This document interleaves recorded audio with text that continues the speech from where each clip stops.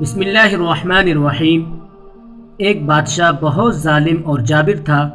اس کی ہیبت کے قصے سارے ملک میں مشہور تھے۔ لوگ اس سے نفرت کرتے تھے اور اس کا نام آتے ہی لوگ کانپنے لگتے تھے۔ ایک دن جانے کیا ہوا، بادشاہ نے سارے شہر کو مدعو کیا کہ ایک اہم اعلان کرنا ہے۔ جب سب لوگ جمع ہو گئے تو بادشاہ نے اعلان کیا کہ میں آپ کا شہنشاہ آج آپ ساری رعایا کی موجودگی میں وعدہ کرتا ہوں کہ آج کے بعد کبھی کسی کے ساتھ ناانصافی اور سختی نہیں کروں گا، اور میرا وتیرہ صرف شفقت اور نرمی ہوں گے، اور تاریخ کے پنوں میں میرا نام سب سے نرم دل بادشاہوں میں شمار کیا جائے گا۔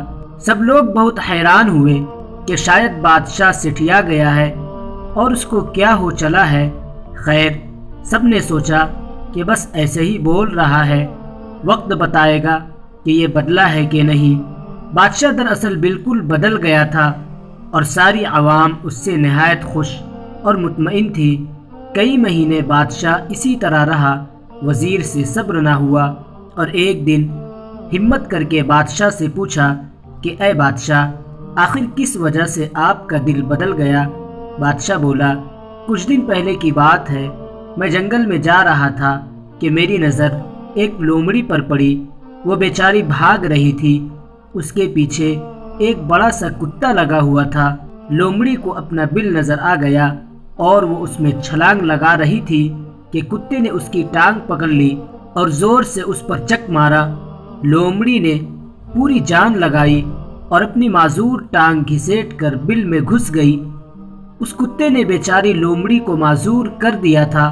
کچھ دیر بعد میں گاؤں میں پہنچا تو دیکھا کہ وہیں خوخار کتا ایک آدمی پر بھونکے جا رہا تھا۔ اس آدمی کو غصہ آیا اور اس نے کھینچ کر ایک بھاری سا پتھر بیچارے کو دے مارا۔ کتا خود بھی اسی طرح ٹانگ سے معذور ہو گیا۔ میں ابھی سوچ ہی رہا تھا کہ اوپر والے کی لاٹھی بے آواز ہے۔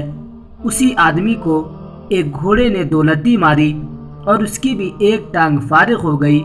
گھوڑا بھاگ رہا تھا اور آگے جا کر ایک گڑھے میں گر گیا۔ اتنا دیکھ کر ہی میری حالت غیر ہو گئی اور میں نے سوچا کہ میں اتنا ظالم ہوں، ہر ایک پر حکم چلاتا ہوں، کسی کی پرواہ نہیں کرتا، تو میرا خالق میرے ساتھ بھی وہی کرے گا جو میں اس کی مخلوق کے ساتھ کرتا ہوں۔ تو ایک ہی ترتیب سجھائی دی کہ کیوں نہ میں اپنی رعایا کے ساتھ اچھا ہو جاؤں تاکہ میرے ساتھ بھی اچھا ہو۔ بس اتنی سی بات تھی۔ وزیر ایک عیار اور مکار آدمی تھا۔ بادشاہ کی کہانی سن کر بھی اس کا دل نہ پسیجا۔ بے حس آدمی ادھر سے اٹھا اور دل میں سوچا کہ بادشاہ فارغ ہو گیا ہے، یہی وقت ہے کہ میں اس کا تخت ہتھیا لوں۔ ایسی غلیظ سوچ ابھی اس کے دماغ کی دہلیز پر ہی تھی کہ خالق کا نظام کام میں جٹ گیا اور گھٹیا وزیر دھڑام سے سیڑھیوں سے گرا اور اس کی گردن دو ٹکڑے ہو گئی۔ جیسی کرنی ویسی بھرنی۔ کسی کے ساتھ برا کر کے یہ مت سمجھو کہ کسی نے نہیں دیکھا، میں بچ گیا۔ جو دیکھ رہا ہے جب وہ پکڑ کرتا ہے تو بڑے سے بڑا سلطان گھٹنے ٹیک دیتا ہے۔ اچھا کرو اور صلے کی امید لوگوں سے مت رکھو، اور برا کرو تو یاد رکھو کہ اب کہیں زمین پناہ نہیں دے گی، اور پھر چپ کر کے اپنے گناہوں کا خمیازہ بھگتو۔